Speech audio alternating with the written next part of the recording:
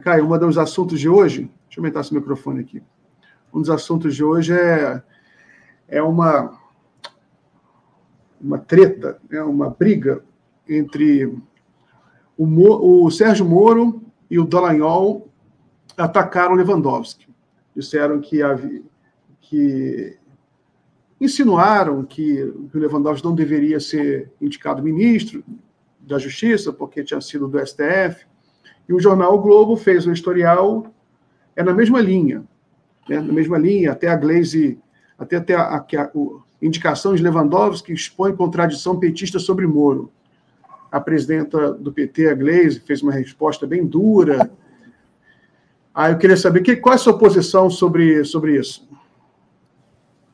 Miguel, são uns calhordas, né?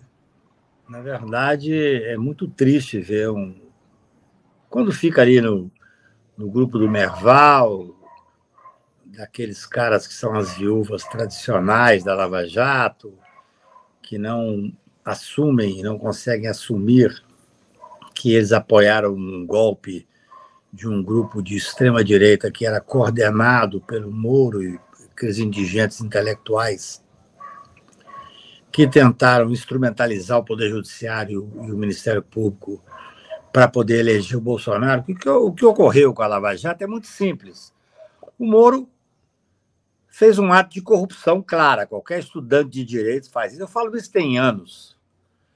Ele, enquanto juiz, fez um ato de ofício, prendeu o Lula sem nenhum motivo. Depois a prisão foi decretada como ilegal, inconstitucional, e impediu o Lula de disputar a eleição, e ele elegeu, foi o principal eleitor do Bolsonaro. E ganhou como prêmio, num ato de corrupção clara, clássica, o Ministério da Justiça. Até é interessante ver que, se você ler as mensagens da tal Vaza Jato, os próprios procuradores, alguns deles, tinham preocupação, dizendo, olha, isso aqui vai ficar muito claro, vai ficar muito evidente que não pode acontecer. Ele não poderia ter assumido o ministério e tal. E aí, depois que tudo se deu, é muito interessante. Eu escrevi um artigo ontem sobre isso. Nós, democratas, enfrentamos muitos problemas, mas enfrentamos dentro da Constituição, Miguel. Dentro da constitucionalidade, da institucionalidade. Lula foi preso, houve o golpe contra a Dilma, mas nós fomos lá e ganhamos dentro da Constituição. O Lula só voltou quando, felizmente, uma ação que eu fui o autor principal no primeiro momento, e depois vários amigos e colegas foram outros autores, que é a ação direta de constitucionalidade 43, 44, 54, sobre a presunção de inocência, que foi o que determinou a liberdade do Lula. Não foram nem as decisões do Supremo sobre incompetência e parcialidade. Então, agora, você vê esse Merval, esse povo menor, falar como viúvas da Lava Jato é uma coisa. Agora, uma rede importante como uma rede de imprensa vir ter a ousadia de comparar a nomeação de um ex-presidente do Supremo, de um ex-ministro do Supremo, absolutamente correto, digno, contra o qual não há absolutamente nada, e é um direito dele. E o Brasil tem essa tradição. É só você ver que o ministro Jobim foi nomeado depois ministro do Supremo, sem nenhum tipo de crítica. Então, eu acho que é uma calhordice fazer essa comparação.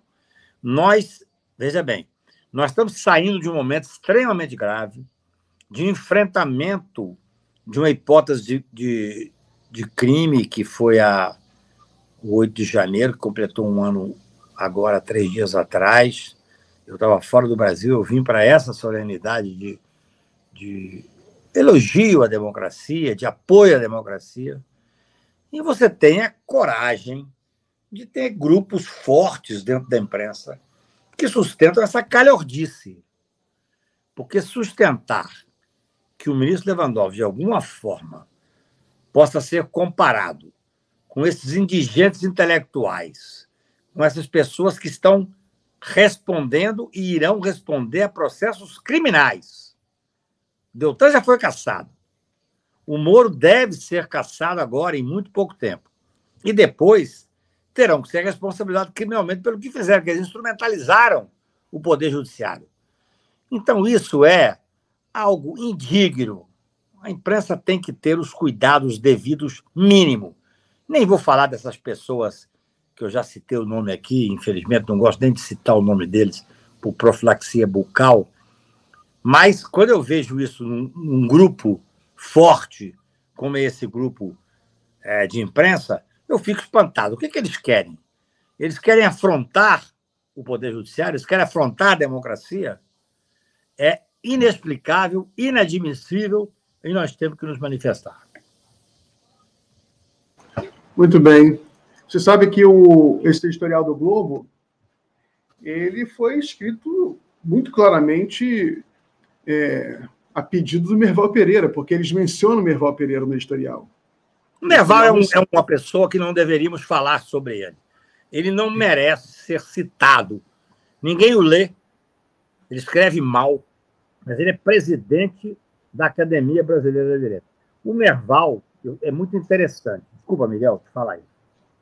Mas, eu vejo assim, eu tenho grupos que têm vários amigos, entre aspas, do Merval. No particular, eles me relatam o solene desprezo por ele. O solene desprezo. É muito engraçado. Eu vejo, vez ou outra, a Globo News e tem lá vários amigos que estão na sala com ele. Eu passo no particular assim. Você devia ter um adicional de insalubridade, porque é algo raivoso. Ele é medíocre. Como é que ele pode, a essa altura, vir atacar o ministro Lewandowski? Desculpa ter te interrompido, mas é porque o Brasil tem que se libertar de certos fantasmas, sabe, Miguel? Porque senão nós continuaremos. Veja bem, começo de ano, cada um tem o que ler, cada um tem uma... Claro, cada um de nós tem as suas prioridades.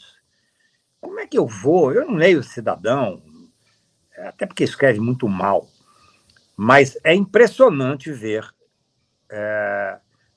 a repercussão que consegue ter num grupo forte como com a mediocridade que tem, e com essa comparação absolutamente esdrúxula e criminosa, indigna para o ministro Lewandowski. Desculpe.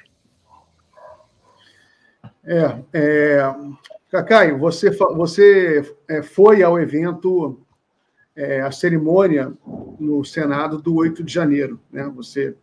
Eu vi você lá, eu vi que mostraram os bastidores. O Cacaio estava até aqui no programa, porque a gente mostrou umas cenas, a gente viu você lá. Como é que foi? Qual é a impressão que você teve desse evento? Qual a importância dele? Miguel, eu estava fora do Brasil, não queria voltar naquele momento, mas eu fiquei muito sensibilizado porque o convite foi feito. Eu moro em Brasília há muitos anos, eu não vou, em regra, a eventos, eu não vou em posses, eu não gosto muito disso. Mas eu recebi um convite do presidente da República e do presidente do Senado Federal, assinado pelo presidente da República, pelo presidente do Senado e pelo ministro Luiz Roberto Barroso do Supremo.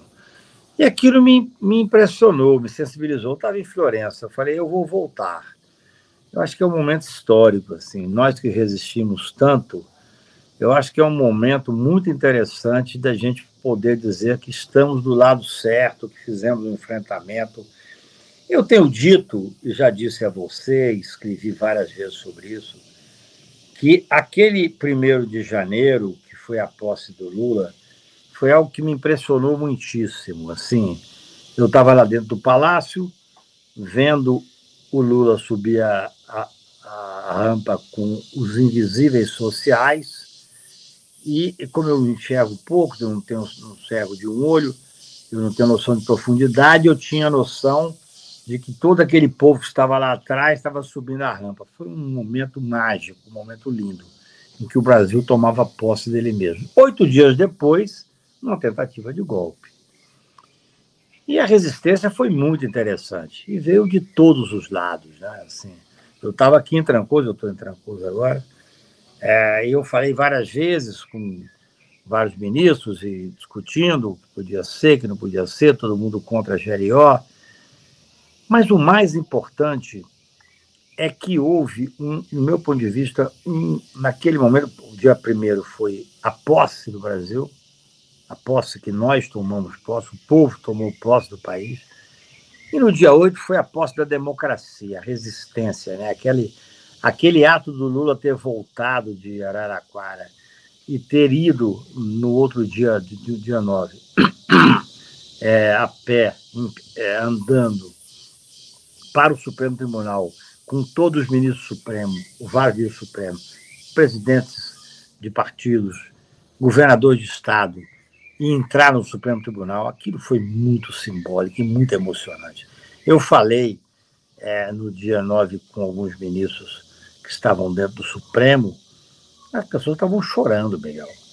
Quer dizer, é uma forma de mostrar que nós não vamos permitir que esses calhordas assumam de novo a hipótese de um golpe. Então, eu acho que tudo isso é muito simbólico.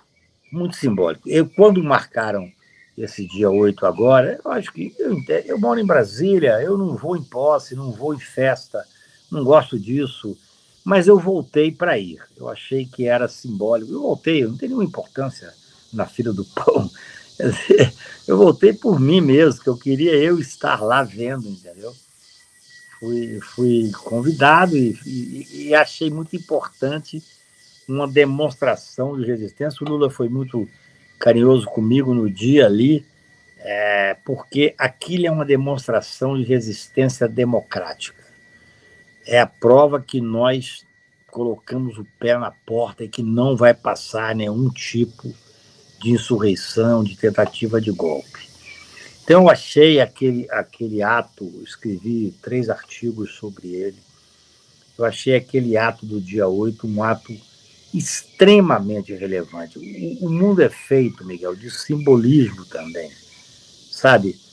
Você saber que você está do lado certo da história, aquela história do Hemingway. Quem é que está do seu lado da trincheira? Isso importa. Importa mais do que a guerra, a própria guerra. Então, foi um dia muito bonito. E eu posso dizer uma coisa que me impressionou. Eu tenho escrito muito, cobrado muito, debatido muito, que se nós não tivermos a responsabilização dos financiadores, dos políticos, daqueles que coordenaram a tentativa de golpe, especialmente os militares e a família Bolsonaro, vai ser uma frustração enorme para o país, com a possibilidade de deixar ainda em aberto a hipótese de um novo golpe. Essa é a realidade. Então, esse dia foi muito importante, no dia 8, lá, porque todos os discursos, inclusive do Dr. Paulo Gonet, Procurador-Geral da República, que foi um discurso sério, sucinto, técnico, como tem que ser de um procurador-geral, porque ele é o dominus litis, ele é que tem o poder de acusar, ele não pode ficar falando muito e tal, mas foi extremamente relevante o discurso dele, onde eu acho que a tônica foi uma única tônica. Nós vamos fazer um enfrentamento de todos os responsáveis por aquela tentativa de golpe. Veja bem, eu escrevi um artigo semana passada que achei interessante, Miguel. Eu estava de madrugada vendo aquele documentário belíssimo da Júlia do Alibe, que é uma craque, tenho uma admiração enorme por ela, e vi uma palavra do ministro Alexandre, que é o ministro que mais conhece sobre esse inquérito, falando que os 40 financiadores tinham sido já alvo de algum tipo de ação. E eu, que conheço o inquérito, acompanho pelo menos, achei estranho, mandei mensagem de madrugada, 1h da manhã, 2h da manhã, para os coordenadores dos documentários, dizendo, olha, não houve isso. Às 6 da manhã, saiu a 23ª operação contra os financiadores, ou seja, O ministro Alexandre já tinha dado a informação, já tinha dado a decisão e acabou antecipando. E eles disseram coisas muito importantes e relevantes. O que eles disseram? Ele, ministro Alexandre, o procurador-geral da República, os ministros demais que falaram, todos serão responsabilizados de acordo com a sua culpabilidade. É o que nós esperamos. É assim que se dá no Estado Democrático de Direito.